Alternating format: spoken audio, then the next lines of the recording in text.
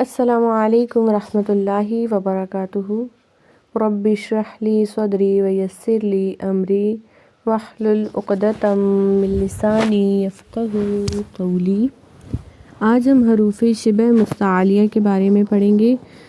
جیسے کہ پچھلے لیسن میں ہم نے حروف مستعلیہ کے بارے میں پڑھا تھا، آج ہم دیکھیں گے کہ شبہ مستعلیہ کیا ہوتا ہے۔ ہم نے پچھلے لیسن میں ہی پڑھا تھا کہ حروف تہجی میں سے کچھ لیٹر ایسے ہیں جن کو باریک پڑھتے ہیں، کچھ لیٹر ایسے ہیں جن کو موٹا پڑھتے ہیں، اور کچھ لیٹر ایسے ہیں جن کو کبھی باریک اور کبھی موٹا پڑھتے ہیں۔ تو یہاں پہ آج انہی کی بات ہو رہی ہے جن کو کبھی باریک اور کبھی موٹا پڑھتے ہیں، ان کو شبہ مستعلیہ کہتے ہیں۔ ان کی تعداد 3 ہے، الف، لام اور را۔ ان کو کہتے ہیں کہ شبہ مستعلیہ۔ یہاں پہ ٹائپنگ مسٹیک کی وجہ سے شبہ غلط لکھا ہوا ہے، تو جو فرنٹ پیج پہ شبہ لکھا ہوا ہے وہ شبہ ٹھیک ہے، شین با ہا۔ سوال یہ ہے کہ الف کہاں موٹا پڑھا جائے، کہاں باریک پڑھا جائے، لام کو کہاں موٹا پڑھا جائے اور کہاں باریک پڑھا جائے۔ اسی طرح را کا بھی ہمیں کچھ نہیں پتہ کہ کہاں پہ موٹا پڑھنا ہے، کہاں پہ باریک پڑھنا ہے۔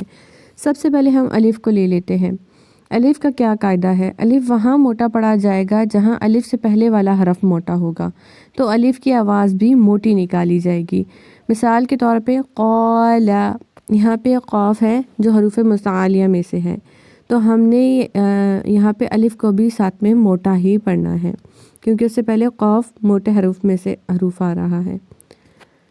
قال، اسی طرح یہاں پہ کچھ لوگ ضالین میں دود کو تو موٹا پڑھ لیتے ہیں، لیکن الف کی آواز جو ہے اسے باریک کر دیتے ہیں، لیکن ہم نے یہاں پہ دود کے ساتھ ساتھ الف کو بھی موٹا کرنا ہے، کیونکہ دود بھی موٹے حروف میں آتا ہے۔ اسی طرح اگزامپل نمبر 3 ہے، اگر الف سے پہلے والا حرف باریک ہے، جیسے یہاں پہ ہمارے پاس لا الہ میں لا، الف سے پہلے لام ہے اور لام باریک ہے، تو الف کی آواز باریک نکلے گی۔ جیسے مالا، میم باریک ہے تو لام یہاں پہ الف کی آواز بھی باریک ہی نکلے گی، مالا۔ اسی طرح آگے بھی جو اگزامپلس دی گئی ہیں تو ان کا بھی سیم یہی قاعدہ ہے۔ را میں دیکھیں کہ زال جو ہے وہ باریک ہے، تو پھر ہم نے الف کو بھی باریک کرنا ہے، اور جالا، جیم باریک ہوتا ہے اس لیے ہم نے الف کو بھی باریک کرنا ہے۔